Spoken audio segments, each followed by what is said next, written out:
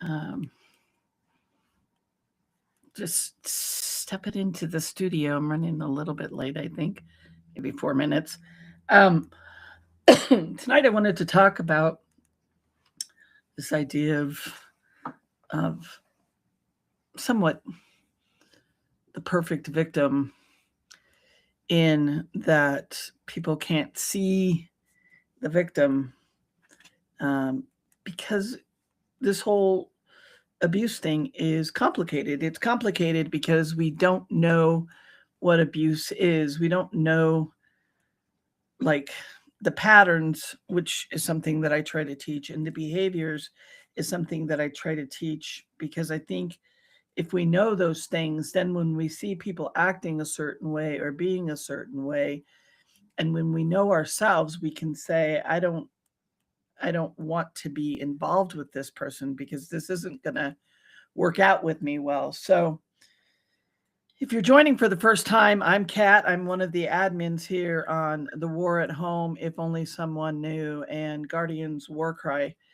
Um, Tonight, we wanted to, I want to let you know that this is a public live, so you can be seen publicly if you're interacting with the live, meaning if you're making comments. Understand that your comments can be seen, because I think that's important, especially when we talk about the topics that we talk about, which is about abuse. And we talk specifically about coercive control because everybody knows that hitting is wrong.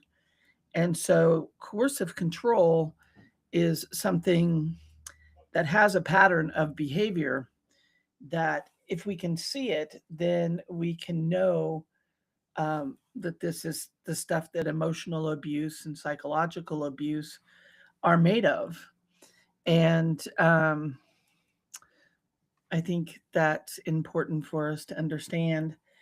Um, some of my uh, lives and videos that I do, I talk about a certain um, quote that I found. Today's quote I'm going to use, I've used before, which is Walt Whitman's "Re examine everything that you've been told, dismiss anything that insults your soul." And tonight, I wanted to talk a little bit about understanding this idea of the perfect victims. They have to, meet all these certain things for society to decide that these people are victim, even if the law would say they are victims, or even if people who've been victimized would say they are victims, and somebody else might say that they're not. And I think that if we can get an understanding of um, what coercive control abuse is, which is part of that Biderman's work, which is part of those 8 steps, um, and they can be used in conjunction with each other, which is isolation, monopolization of perception, humiliation and degradation, exhaustion, threats, occasional indulgences, demonstrating omnipotence, and forcing trivial demands. Because all those little tactics, when used in a big way over time, this is how somebody runs power and control over you. And I think that it's important for us, as um, people who have suffered abuse, to understand what that is, because a lot of people who've been physically abused will tell you that wasn't the worst part. The worst part is trying to figure out what, like, one of the things that I talk about, that I've talked about personally, is just being kept up or woken up in the middle of the night because somebody wanted to talk to me, or being woke up, um, before I had to go to work, or keeping me up at night, uh, along with making sure all the boxes are checked to not have this person go off, only to understand that all of this wears on you and exhausts a person. So exhaustion is one of them. Never did I think about, like the slamming of doors might keep somebody awake. You might write it off to that person's just angry, and maybe they are angry, but they don't have enough insight to think that they're keeping somebody else awake, or they do have enough insight that they're keeping somebody awake and they just don't care. And that's part of that whole wearing you down. So I woke up this morning and saw this video with um, Alex Prudy, which we did one before about him being the perfect victim. And the one thing, this was him kicking at a car light, tail light, and knocking it out, and then having an altercation with them. And the only thing that I want to say about this really is that may look out of his character. And that is the thing that I talk about when I say you have to notice when people are acting out of character as to what has happened before that. What has happened that we don't know has happened to have them respond in that way. Because that also tells you who the victim is. It's not the one that's acting out all the time. Just generally, like if police go to a altercation and somebody is going to be hauled off, a lot of times the person who has perpetuated it will be quiet and try to write off the other person. They'll try to blame the other person. They'll try to attack their mental health, where the person who has been victimized is furious because of the way that they've just been treated. And so they will look at them and think they're the ones that are out of control, when it really actually may be the other way around. And I think that that's a classic example of, because we've been hearing a lot about Alex, and what we're hearing about is very commendable of him, and very like he's a calm person, and he would approach a situation in a very caring way. So if he's acting out, then we have to ask, why is he acting out? And I think that we can understand it from the standpoint of he is seeing his neighbors being taken away, or people pushed around or hurt. And so really, this isn't really about a political thing more than it is about to show you that you can see in real life that maybe you're not so hooked to, that you can go, okay, that makes sense.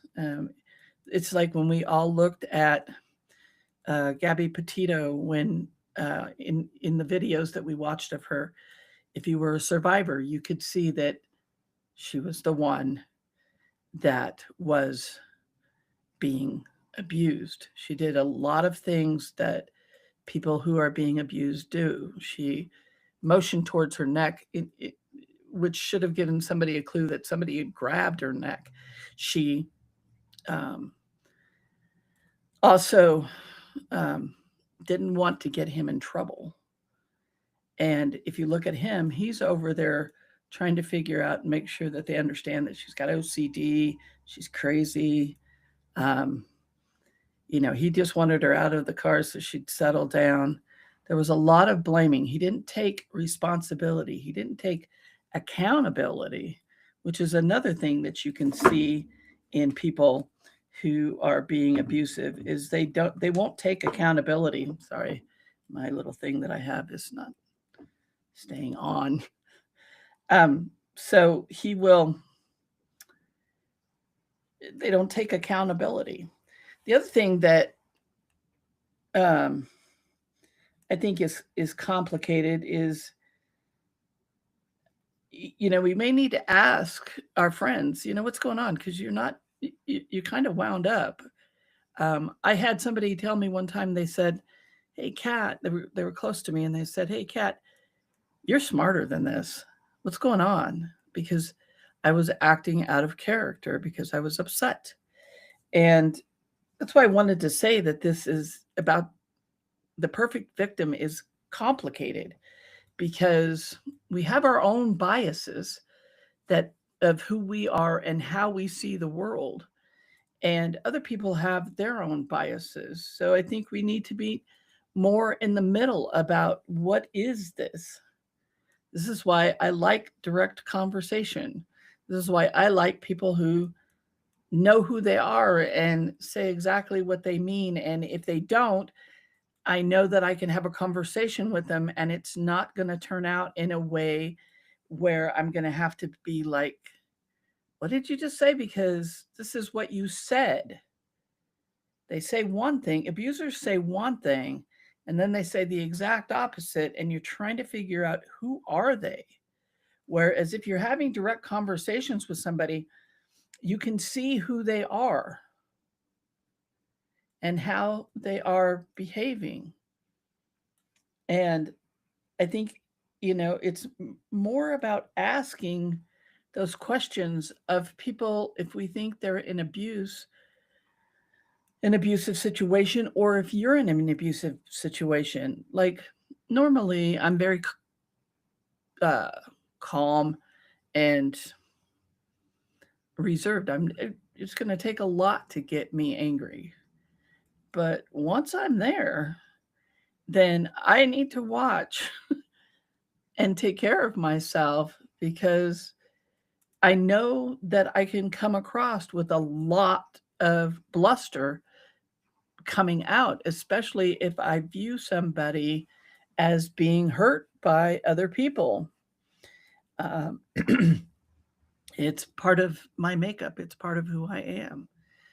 And so it's important for me to move myself back and figure out what my anger is about so that I can discuss it, so that I can say what it is. And, when I came out of an abusive relationship, I could have been seen as abusive, as being very angry, because I was. And now I look back on it and I understand my anger and I understand why I felt the way that I felt. It didn't mean that I was wrong in how I felt, because I think it's important that we feel what we need to feel. We just don't want to stay there because it doesn't help us in moving forward. It actually can keep us stuck in what we are. But I think when you look at the bigger picture of what somebody who's being abused is going through, you understand that they're going to act out of character because really they're just trying to survive this. And it's difficult to be in the mix of something where somebody is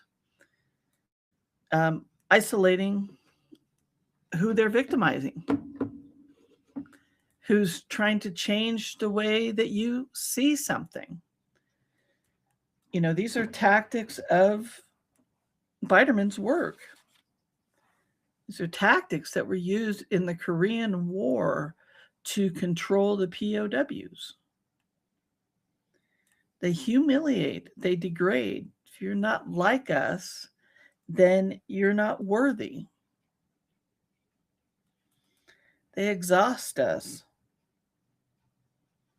They threaten us. There's those occasional indulgences where they'll say, they'll give you a little something if they think you're pulling too far away.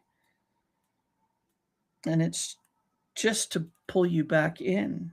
That demonstrating of omnipotence, like they're God and they're going to a God and they're going to tell you how this is going to go. and then forcing those trivial demands so that to continue and see if they can get you back under control. And they move the fence post of the goals. So they may tell you one thing, and then the abuser will tell you something different. And it's not really those things. And so when you start to understand their MO, when you start to understand, which is what narcissistic traits tell us, one of them is they have a high level of wanting competition. So they will bring you down lower than they are because it's competition. They want to win. So when they have a fight with you, they may clap at the end, or they may whistle at the end to show that they won. And I think it's important for us to try to put those things together in seeing abusers for who they are, whether they are in our offices with politicians, whether they are in court and we're angry about something that's happened. And court is not about anger, it's about decorum. It's about expressing yourself with being able to back up what you have to express yourself. So if all of a sudden somebody is saying that they want to be in their child's life and it's actually they're weaponizing their children to go against you, you can use a piece of paper that says you're the one that's been going for years to pick up your kids. You're the one that's there getting the report cards. All of that conversation, you're the one at back to school night. You're the one at the schooling events. You're the one that has their care most of the time. But you need to have paper to back it up. You can't just say it because the judge doesn't know who you are. The other person is coming in and they may be knowing how court is going to say they want all those things when actually their drive isn't about having all those things. It's about hurting their ex, and it's about hurting their children. Because if they hurt their children, then they hurt the ex. And I think that that's important to see that it's not always what we see that it is. And so we need to look at those ways of being. So I hope that kind of pulls it together a little bit. I know it's kind of, I talk a little bit tonight, it's a little bit kind of in different places, but I feel like that it's important for us to see that it isn't always what it seems to be. And generally, it's that whole Darvo. If you confront an abusive person, they will deny what you were saying. Even if it's the truth, they'll deny it. And then they'll turn around and they'll attack you. And then they'll reverse it and they'll play the victim and accuse you of being the offender. And I think that's important for people to see that as well. That's why this is complicated. There's a lot to it. And so take that time that Walt Whitman takes and re-examine everything that you've been told and dismiss anything that insults your soul and it insults your intelligence. Because when you learn, when you know better, you do better. So take care.